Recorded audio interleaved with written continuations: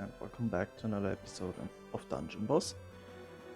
I've just seen a comment on YouTube of someone asking how to get elite runes.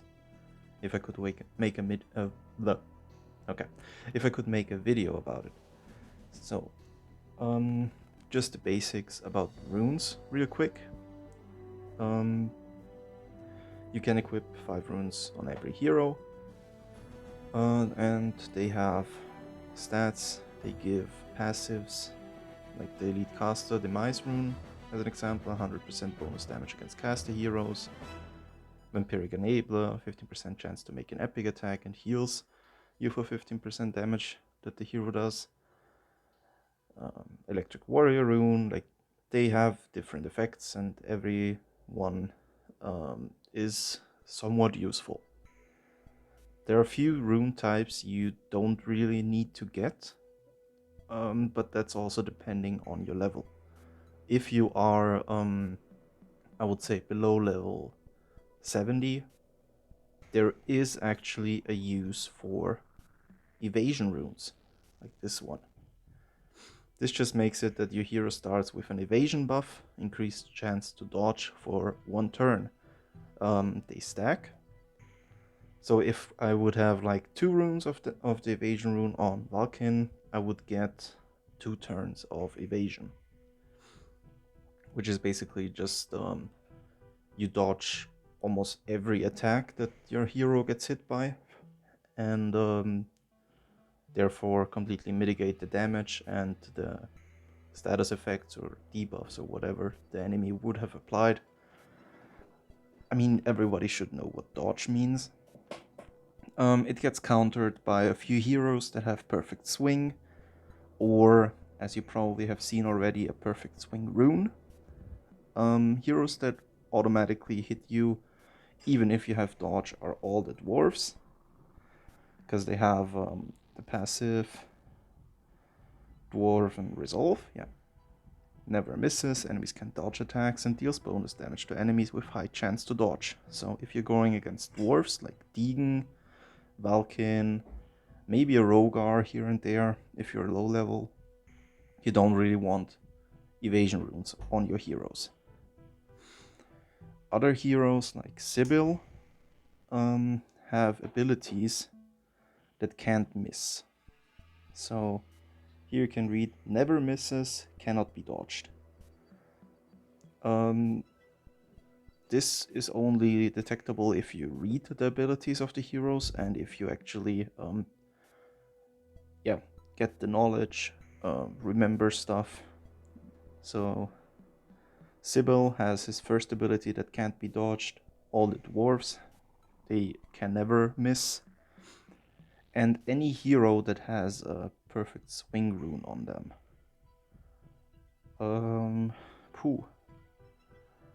I don't know what hero of mine actually has perfect swing on at the moment. Nope. Egon. No. Grondar. Grondar also has one, I think. Wait, wrong one. Yeah, here. Perfect swing rune. Attacks never misses, nor can enemies dodge attacks. So this one immediately makes you hit everything. A few other heroes have perfect swing, like Arya, Hanzuke, Katsume, or whatever his name is. Archon's last ability also can't be dodged. And a few other heroes have abilities that cannot be dodged. So forth and so on. So below level 70, evasion runes are decent. How to get runes? The easiest way is to just join a guild and you will get runes through the events. At the moment we have a Lightbringer event, a pretty scuffed one, because they usually have a 5 times defense, HP, and skill boost to all light heroes during a Lightbringer event. They probably just realized this is way too overpowered. We're not gonna introduce this to this one. I do hope it comes back because it's decently fun for PvP, and it helps a lot in PvE if you're going for stronger dungeons like the boss mode or the Age of Chaos modes. But yeah, we don't have that right now, but we have these leaderboards. The guild participants doesn't matter, but if you go to player rankings, you can see player rankings gives you runes. If you get into the top 250, you get a superior ironclad rune, which is decent, but definitely not what you would want to get. And I think, yeah, top 100 already gives you the elite version of it. So there's a sizable difference in the stats that you get. There is no difference in the fourth stat, the 15% damage reduction from epic and basic attacks. So even if you only get superior runes, the fourth stat should always be the same as the fourth stat is on elite runes, with a few minor differences. Like I think chaos runes, like tainted runes, have a difference. I think the superior ones only get 10% bonus chaos damage, and the elite ones give 15%. But it doesn't matter too much. So what do we got here? Player rewards, Caster's Demise, we already saw that one. Dragonlance is just a little worse than the Caster's Demise, because all dragons are casters, and casters include more heroes than the Dragon Demise, like the Dragonlance rune does, and the Ironclad rune. Okay, well, not too great of runes. The Caster's Demise is good, but the other ones are pretty meh. For the guild rewards, we have Perfect Swing. We already covered that one. It's really strong. Shocking Healer Rune. Healer runes are very good on tanks and heroes that, like healers, like they don't do a lot of damage, so vampiric runes wouldn't be good for them. Healer runes scale off their max health, so this is a good way to keep them alive over time. Shocking Vampiric Rune. This would be a rune that's better suited for damage dealing characters, or if you're running a slow team, you can put it on basically any slow hero because of the damage buff they gain from frags. So anything that does decent damage, Vampiric Rune, and they pretty much stay alive unless they get one shot. And the Demonic Rune, this is one special rune basically. Like there are some runes that can only be equipped to certain characters. The Demonic Rune can only be equipped to demon characters. This one just gives 10% damage per debuff on enemies on basic attacks, so it is pretty much worthless. Why? Well, you can theoretically stack a bunch of debuffs, but you usually don't attack with basic attacks unless you don't have any energy on the hero. And as far as I know, it doesn't count for epic attacks, so it is pretty much wasted on demons, because usually when you have a demon that you use, you either want to use their abilities or you want to use their epics, like Ella's epic or Sulcot's epic. You want the epic to proc, you don't really want to attack with a basic attack. So it's not really worth it. That was the guild rankings. And the dailies? Well, Vampiric Enabler Rune. Since they decided to get rid of the 25% Enabler runes, basically, newer people are stuck with 15%, which is still good, but it's bad if you want to rune heroes optimally. If you want to have the strongest Agnon, you would have to have 2 enablers or 3 enablers of the 25%, so you get to 105% epic proc chance, and then like tainted shield piercing and vampiric rune or vampiric healer.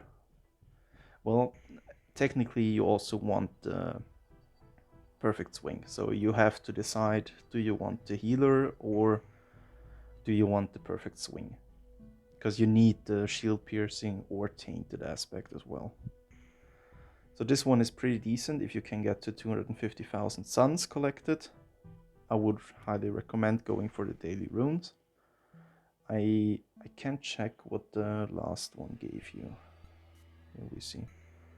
Poisonous shield piercing. Okay, shield piercing is good because it only works on basic attacks and epics.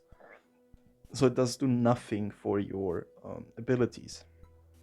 But it ignores Aegis shields, it ignores invincibility buffs, and I think it also ignores damage reflection. So against Lumin, Alexandros, Grondar, and Jumbo.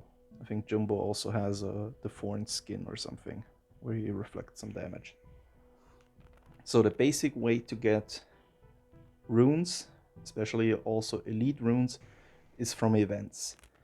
Yes, you can craft runes, but you generally don't want to craft them, because as you can see, first of all, they are very expensive with the materials they cost, especially on the elite level, and you have random attributes. So this one is attack, critical, and health. Now if I craft one, oh wait, I can't because I'm full. Well, okay, this is all elite. I think I got some water runes I can dispose of. Yes. Game is a little laggy. Okay. So, if I craft one, first of all, 25k gold, and elite attack shards, elite firebinders, elemental force, magic tomes, and molten totem. Now I craft one. It is now attack, health, which is decent, but it could also have rolled attack, health, which then it would be rather hard to fit it on a character, because attack, health doesn't really do good for, like, example, Archon. It could be decent if you have a slow fire hero, or any hero that is slow, because the health aspect is decent on slow heroes. But again, there are probably better runes to run on your slow heroes. And now if you look down here, you can, it's not really high on the thing that it rolled. You can improve it. You can improve it 13 times, and this 50 gems is gonna get, like, the cost is gonna get greater every time you improve, or you can max it for 3,500. You cannot know what fourth stat you're gonna get, and the fourth stats are not like always 10% vampiric or 10% healing. They can vary, and as far as I know, you don't have any chance of getting like chaos damage or damage against casters or something like that, or evasion. These are probably just like, maybe the best you can get is a warrior rune, or like 7% or 8% vampiric. Just for the sake of this video, I'm just gonna show you. I'm gonna max it out. First of all, 3,500 is a lot. 9% damage reduction from warrior heroes. What a waste. It is so specific that it's basically useless on defense, and 9% damage reduction against a specific type of enemy. Only warrior heroes. First of all, that is not what you want on an offensive rune, because it's like it doesn't give you any bonus to your damage. And even if I put this on like Abigail, she is still gonna get wrecked by Archon. There is no, it doesn't matter the 9%. So what I tell you, the only runes that you want to craft are Tainted, if you have the resources for it. This is 3.8 million gold, 1,800 just to craft it. And then you still have to max it out, which is another 4,000 or something, I think. Or maybe also like 3,500 like the other elite was. Sanctified, if you really need one, as you can see, it's already cheaper than the elite Tainted. And the Guardian. The Guardian rune is basically the only rune that you actually want to craft. Why? Because it's just a light rune that will give your hero pretty sizable defense buff. I have one on Grondar. Yeah. So, I have here the Guardian rune. Obviously, it's only superior, so the stats are lower than an elite rune would give it, but it starts with a defense buff. Now, if we look at my defense here, guarded, 78% bonus to your defense. This buff lasts for 3 turns. It can be cleansed. It can not cleansed. It can be removed. It can be stolen. But the most important part is it can also save your hero. Because the 78%, by the way, it scales with skill. So we have 78% here on Grondar. I think Lorelei has also one. I'm gonna check. Where is she? Here. Lorelei. Do you have one? Nope, you don't. Okay. Well, who did I give a Guardian to? I have 3, I think. Yeah, you basically want 3 or more. If you can get more. Yeah, okay, he also has one. He gets 81% because he has a little more skill than Grondar has.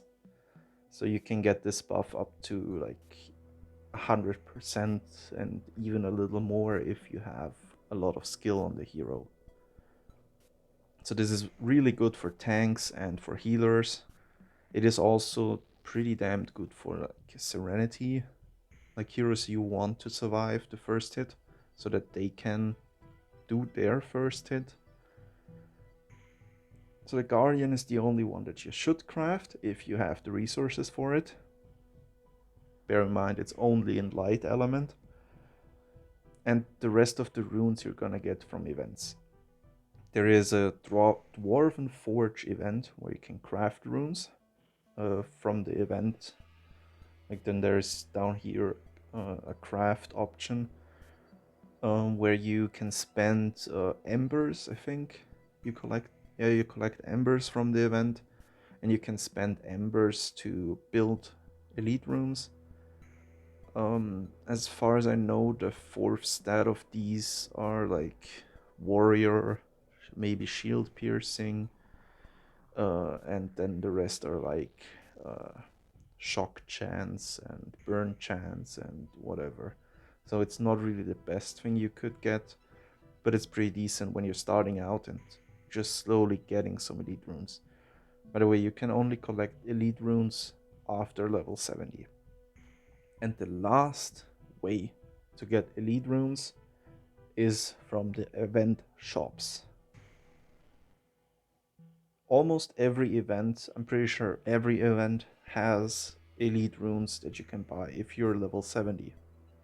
If you get to level 70 during the event, you don't unlock the elite runes. It's still superior runes. Some events even though I'm level 80, some events still offer me superior runes at a lower price. So even if you're level 75 or something and you usually just want to get elite runes now. If there is an event where you don't have the resources to get an elite rune, you at least can get some version of a pretty decent superior rune. You can see Shocking Festive.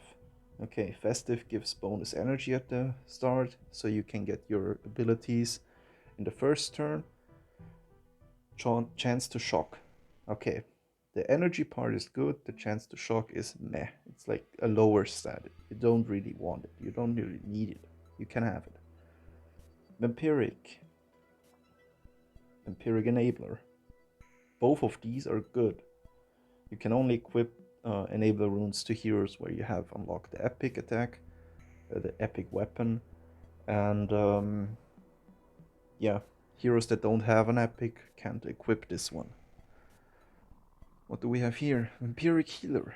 Those are really good at the moment. Like one of these on Frax, and he, or on Moriko, and he can live a whole bunch. Defense, health, health. Healing, it's percentile of your max health, obviously, and 15% of the damage. So you get a lot of healing every turn. Now you have Diseased Warrior Rune. Warrior Rune just gives a chance to attack another time if you're using a basic attack, which is not really good, except if you're using like Drak and he has 5 stacks, or if you're using some sort of Gretel setup. Like I have a video on Gretel with all warrior runes and she just goes berserk. But otherwise it's just a minor stat that you can have, you don't need it, except if you're actually going for a lot of basic attacks. And then we have the Chilling Shield Piercing rune. Basic attacks have Shield Piercing, only works on your basic attacks and epic attacks, and 20% chance to chill the target. Chill is just a debuff where they don't regain energy, so not really too important. We don't have the rune bags anymore. Thank God for that, because it was an awful deal. I think you could like buy like 5 random or 6 random runes for 10k gems or something like that, and it basically always was garbage. Like you probably had like one elite legendary in there, and the rest were just greater and superior runes that you would never use. I forgot one thing. You can actually buy runes in the honor shop, but these are always like Unbreakable Heart, or like a vampiric rune, or a damage reduction in PvP rune, which are all rather worthless. Unbreakable Heart runes are decent for some events, like a lunar event where the dungeon gets progressively harder every time you run it, to just keep your heroes from getting one shot and dying instantly. Otherwise, for PvP, it's rather not useful because chaos damage will punch through that Unbreakable Heart. Shield Piercing will punch through it. Multiple attacks hitting your character will punch through it. It is basically just there to make sure that your character doesn't get immediately one shot when they get attacked. But as soon as there is a debuff like burn or shocked on them and they get hit another time before you can heal them up back because they are left at 1 HP, they will die. So it's not really worth getting it, and also the stats were awful, I think. What was it? Health, health, and defense. Yeah, you can't really do anything with it. If it had like healing on it, decent for a slow team. But just, yeah, you basically just get more health to maybe survive the hit, but then you also have the survives from one killing blow. Why stack the health in the first place then? If you actually want your character to get hit but survive it, You just need the unbreakable. You don't need the health as a bonus. Like some unbreakable hard runes, if you have them attack, attack, defense or something, are decent on fast heroes that you want to survive the first turn so they can get their attack off, but otherwise it's just useless. So, if you have any more questions, let me know. Ask in the comment section, ask on Discord, wherever you can find me, and let me know. Yeah, if you liked the video, leave a like. If you learned something, leave a like, I guess. And I'll catch you in the next one. Bye bye.